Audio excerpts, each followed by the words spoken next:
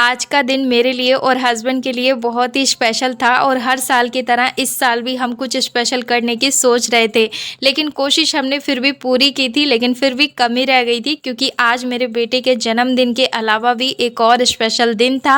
वो था होली अष्टमी। और होली अष्टमी में तो आप सभी को पता है बच्चों का मिलना कितना मुश्किल होता है, लेकिन फिर भी हमने पूरी कोशिश की थी बच्चों को इकट्ठा करने की।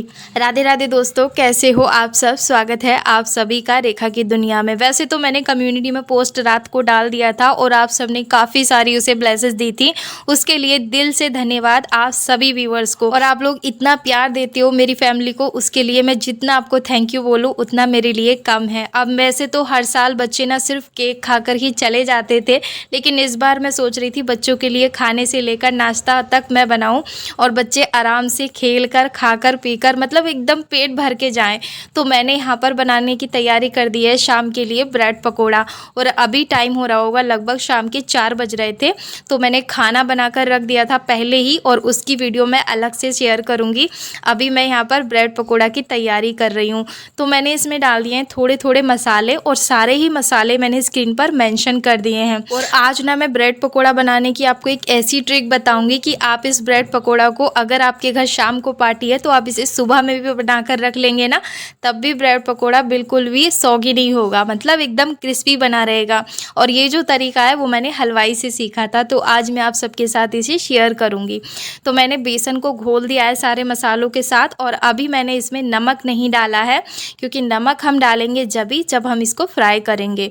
अभी बेसन को मैंने साइड में रख दिया है और इधर मेरे पास ब्रेड वैसे तो रखे हुए थे काफ़ी सारे कल के लाए हुए, लेकिन फिर भी मैंने एक पैकेट और मंगा लिया था कम ज़्यादा के लिए, क्योंकि जब बच्चे आते हैं तो फिर ना अच्छा नहीं लगता कि वो खाली पेट जाएं।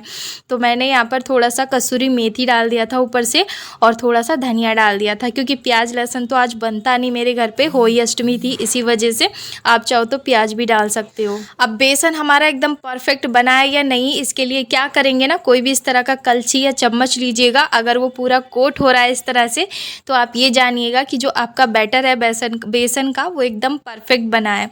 अब यहाँ पे हम ब्रेड को अच्छे से इसके अंदर डिप करेंगे और अभी जो बेसन है ना वो आपको लग रहा होगा कि बहुत पतला है या छुट छुट के गिर रहा है, तो आप क्या कीजिएगा, इसमें 2 चम्मच आप मैदा भी ऐड कर सकते हो या फिर चावल का आटा डाल सकते हो। इससे ये थोड़ा थिक हो जाएगा और इस तरह से मतलब बिखरेगा नहीं। तो ये जो बेसन बिखर रहा है ना, ये मैं जान के की हूँ, क्योंकि ये जो बिखरता है ना बेसन, ये पतला रहता है और लेयर भी कम चढ़ती है इससे बेसन की, और ब्रेड पकोड़ा खाने में भी मज़ा आता है, ऐसा नहीं लगता कि हम बेसन खा रहे हैं। तो मैंने यहाँ पर एकदम पतला बैटर बनाया, ना ज़्यादा पतला ना ज़्यादा मोटा। और अभी मैं इसे हाफ फ्राई कर रही हूँ, मतलब तुरंत से ही डाल के तुरंत से ही पलट दे रही हूँ और तुरंत से ही इसे निकाल ले रही हूँ। इसे फ्राई करने में मुझे सिर्फ और सिर्फ 30 सेकेंड लग रहे हैं, इससे ज़्यादा बिल्कुल भी नहीं लग रहे हैं। तो हाई फ्लेम पर हम इस तरह से ढेर सारे ब्रेड पकोड़े बनाकर रख लेंगे एक बार में। मैं तो ऐसे ही करती हूँ और बहुत ही आसान लगता है मुझे ये तरीका ब्रेड पकोड़े बनाने का। अब सारे ब्रेड पकोड़ों को मैंने एक तरफ निकाल लिया है और अब मैं क्या कर रही हूँ, देखिए एक पकोड़े में से 4 पकोड़े कर रही हूँ।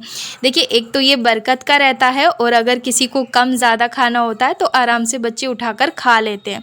तो मैंने सारे इस तरह से छोटे छोटे स्लाइसेस में कट कर दिए हैं। तब तक हस्बैंड आ गए थे केक लेकर, और इस बार मैंने सोचा था कि मैं केक घर पर बनाऊंगी, लेकिन घर में अभी इतना काम फैला हुआ है, पूरा पुताई उताई हुई है तो साफ़ सफाई चल रही है, जिसकी वजह से मुझे कुकिंग में उतना ज़्यादा इंटरेस्ट आ नहीं रहा था। तो मैंने केक मंगा लिया था मार्केट से, और जब तक हस्बैंड केक लेकर आए थे तब तक मैंने बाबू को भी तैयार कर दिया था। और इस बार ना बाबू मतलब काफ़ी मुझे बड़े बड़े से लग रहे थे, और कैसे लग रहे हैं मुझे बताना आप लोग कमेंट बॉक्स में। और तब तक बच्चे आ गए थे तो मैंने बाबू को भेज दिया था बाहर वाले रूम में। यहाँ पे मुझे जो ब्रेड पकोड़े थे वो अब फाइनल में सारे फ्राई करने थे, तो ये पूरे ठंडे हो गए थे। ठंडे होने के बाद मैंने इनको फ्राई किया है।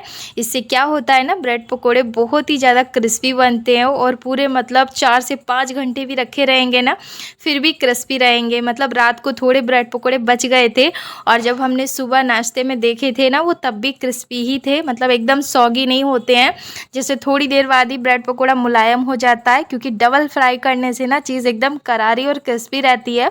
हाँ थोड़ी ऑयली हो जाती है, लेकिन कभी कभी तो चलता ही है, और बच्चों को तो वैसे भी बहुत पसंद होते हैं।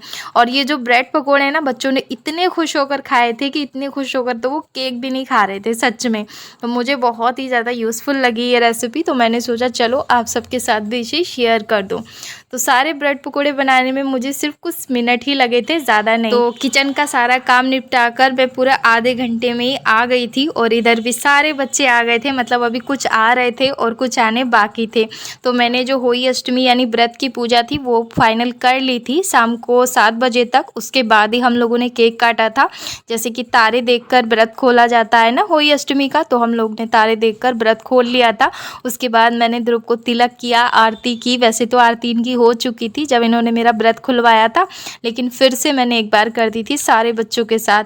तो वैसे दिन तो बहुत शुभ था आज का होली अष्टमी का। बहुत सारे बच्चे मेरे घर आ गए थे, देखकर अच्छा लग रहा था। और यहाँ पर ना ध्रुव बहुत ज़्यादा जिद कर रहे थे कैंडल जलाने की, जो मतलब 4 बना हुआ था ना उसको जलाने की। लेकिन हम लोग कैंडल वगैरह जलाते नहीं हैं केक पर और ना ही बुझाते हैं, लेकिन ये जिद करने लगे थे तो इनके पापा ने जला दी थी। लेकिन हम लोगों ने ये कैंडल बुझाई नहीं थी, क्योंकि ऐसा बोलते हैं ना कभी भी कैंडल को बुझाना नहीं चाहिए, और केक पर तो बुझाना बिल्कुल भी सही नहीं होता है।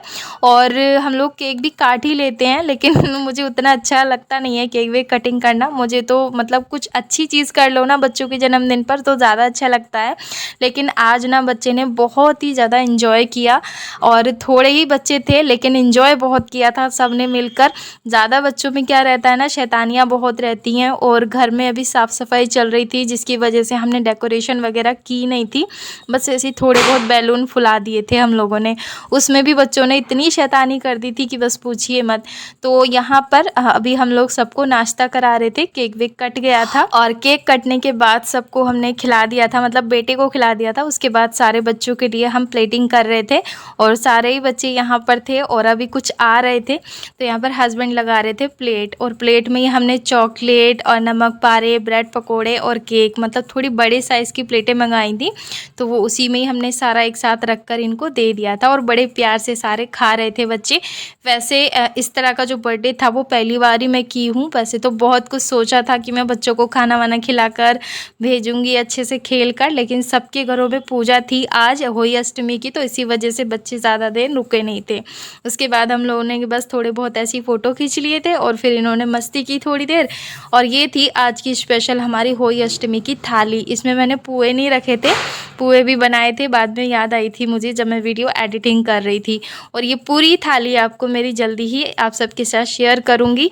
आई होप ये छोटा सा वीडियो आपको पसंद आया होगा। वीडियो को लाइक करके चैनल को सब्सक्राइब ज़रूर कीजिएगा। Bye bye, take care.